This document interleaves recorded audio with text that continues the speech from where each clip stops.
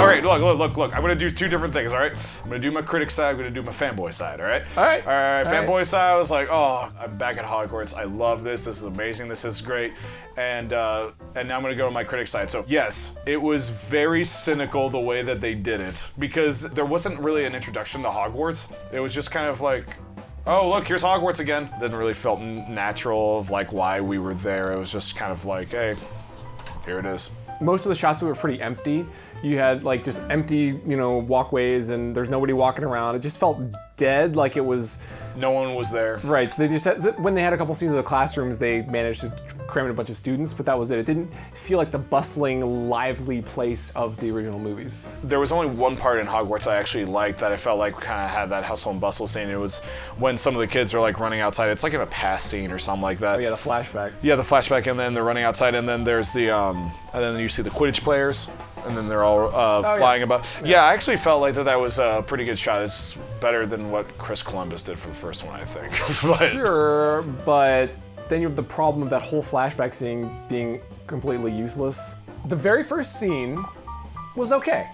I'm trying to think of things I liked about this movie. The first scene was okay. It was fast-paced. It was pretty visually... It gets you integrated into the story, starts you off on some action. It tells you, like, okay, this is what's happening now. So. Yeah, and the shots of him, like, sitting in the cell, he looks pretty creepy. And then they're transporting him out with, like, they're, like, magically suspending him. Yeah. It looks kind of cool. Obviously, if you start thinking about it in terms of, wait, this is like the most dangerous person in the world. This is how you're transporting him? No, that's exactly how I was thinking about it, because in the entire Harry Potter universe, you are given so many ways to get from one place to the next. Everybody else is teleporting. Yeah. Okay. So, all right. So we have trains. We have flying cars. We have flu powder and port keys. Port keys. We have port keys. They didn't even bring up port keys. That would have been safer. A Muggle transported through the port key in this movie, and he made it.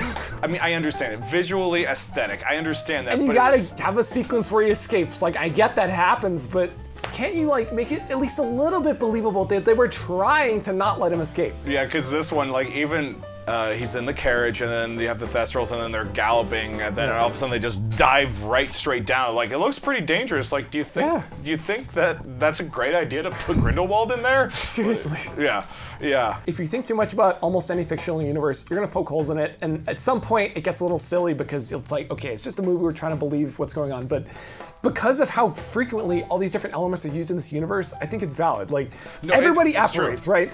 So if you're protecting the carriage that's carrying the bad guy, wouldn't you be thinking, okay, let's like be aware that someone might apparate right next to the carriage or something. Like, we'll be looking at the carriage from maybe every angle, so we're aware. If someone suddenly appears on the carriage, we'll know about it, because everybody can do that. Mm-hmm. And this guy has all these crazy followers. Like, that's not a crazy thought to have. It's not like, well, they were just like trying to protect the carriage and they missed him. Not to mention that the way that it happens, like, it doesn't even make sense when, like, the security guard, like, it actually turns out that he's Grindelwald, and then Grindelwald's actually in the carriage. Well, no, they switch places. Was that it? I thought... Yeah, they did some sort of dumb... No. Yes. No. That was Polyjuice Potion, wasn't it? No, they did some sort of magic crap where they switch places. He operates to the bottom of the carriage. He's like sitting there, and he's like, oh, I'm gonna switch places.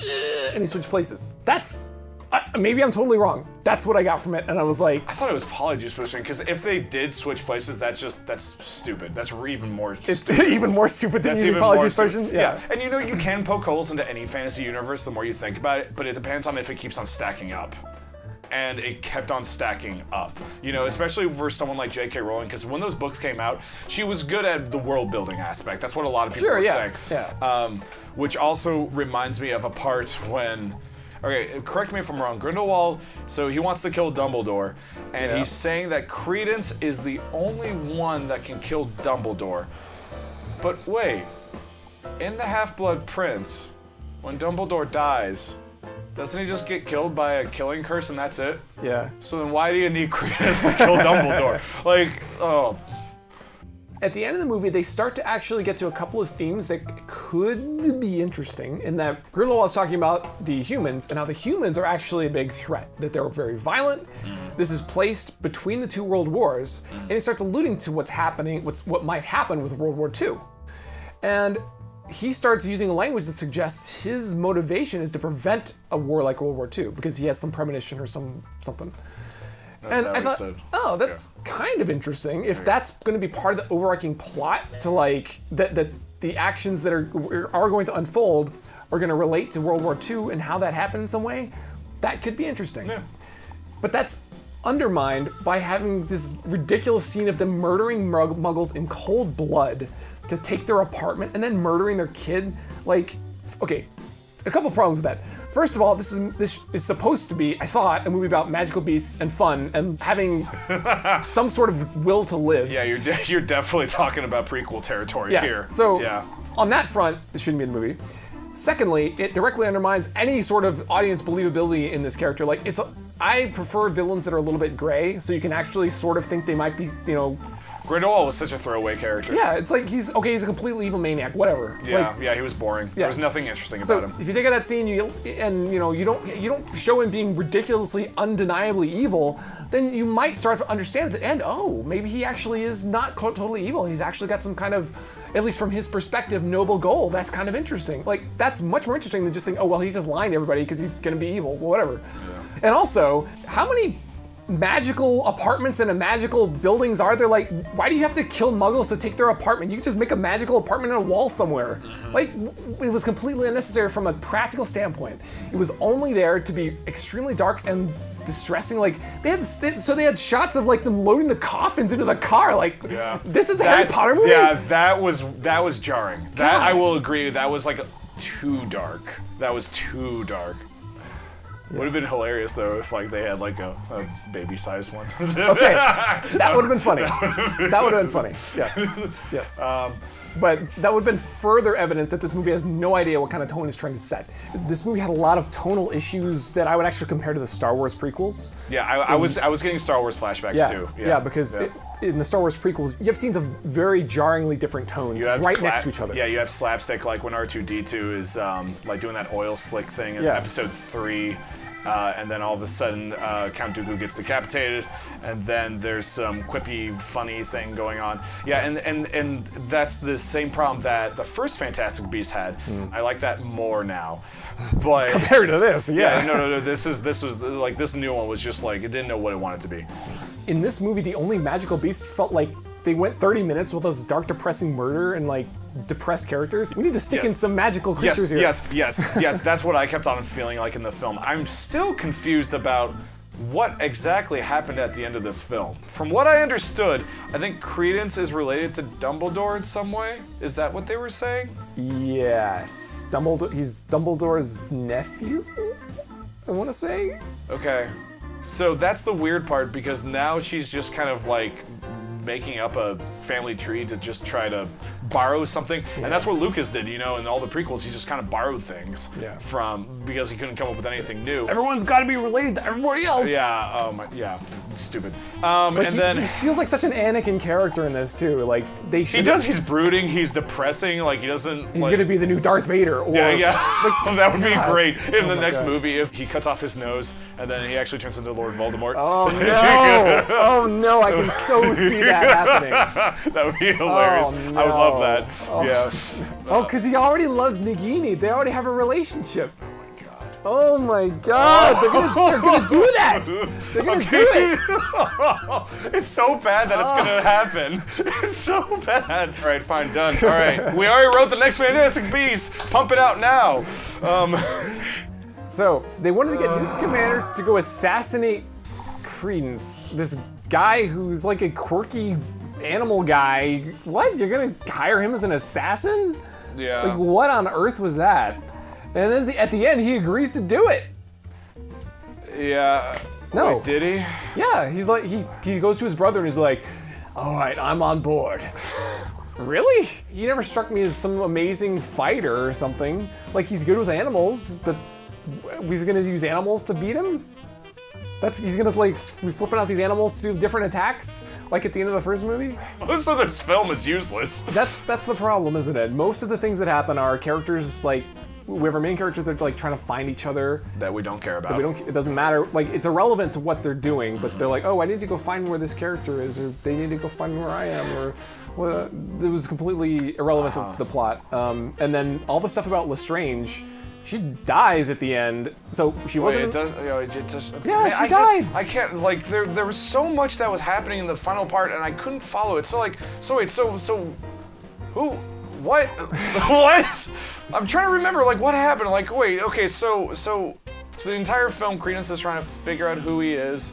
Then he's part of the Lestrange family. But then he's also part of Dumbledore's family. Yeah. But then Queenie likes Jacob. But then Nagini is the snake.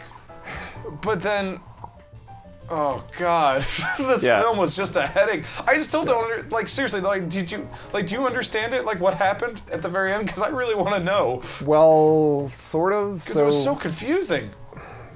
So Grindelwald calls a quorum of all of his supporters, and the Ministry of Magic knows about this, so they show up to arrest him, I guess. But then Dumbledore tells him, "Oh, don't arrest him, because that would be bad for some reason."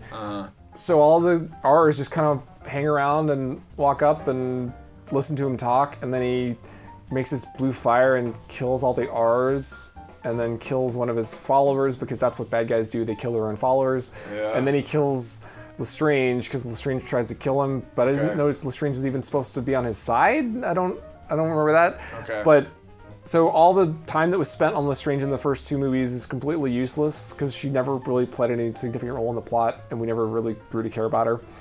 Queenie was under an Imperius curse probably, so she was like being mind controlled to go follow them. That was so forced. You could just feel that the film didn't know what to do with her, so they were like, how about we have her like team up with Grindelwald? Like, yeah, that sounds good. Yeah. Yeah, they didn't know what like. She's not like some special wizard in some way. Like, doesn't Grindelwald have all of these wizards that are like super big supporters and like cult members of his? Like, yeah, like extremely influential, like the Malfoy family probably or something like that. So why bother with some random witch who's just going to be a pain in your ass when she gets out of the Imperius curse? Like, she's central. She's important to the plot. There's these blue CGI dragons that are coming out, and the Ministry is just trying to like stop them from doing evil things. But it's just a blue flame. It's not Grindelwald or anything. It's just kind of like this kind of evil entity force.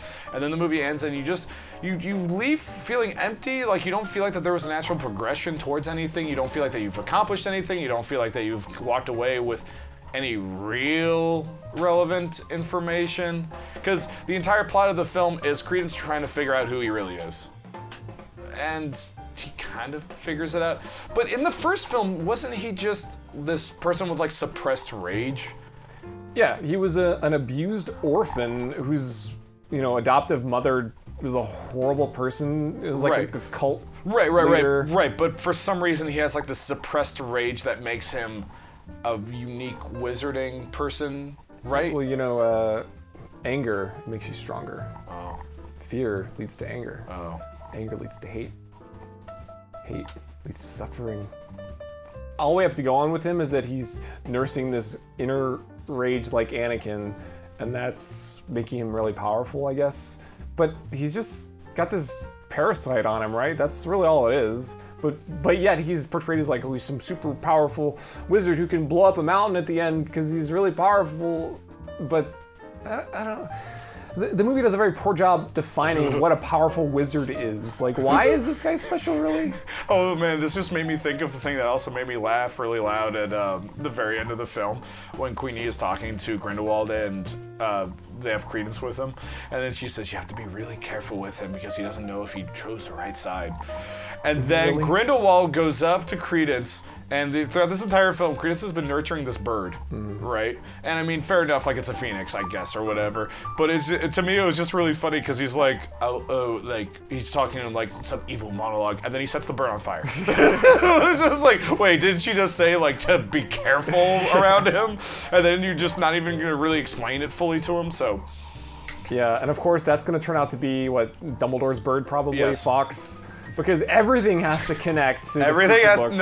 Everything has to connect, and then and every detail from the Harry Potter books has to be explained, and where it came from, and who had it, or you can't just leave it well enough alone. No. Oh no, like the third desk from the left in Snape's classroom, the wood from that desk was actually made from the sister of the Whooping Willow. Oh, really? Yeah, it was a tree that was part of the Whooping Willow, okay. but it was cut down by Snape's father. Oh, Snape's father. Yeah. Oh, wow. And did he do it with a wand? No, just an axe. Oh, just an axe. Okay, but then was that wood from the axe used to make Snape's wand?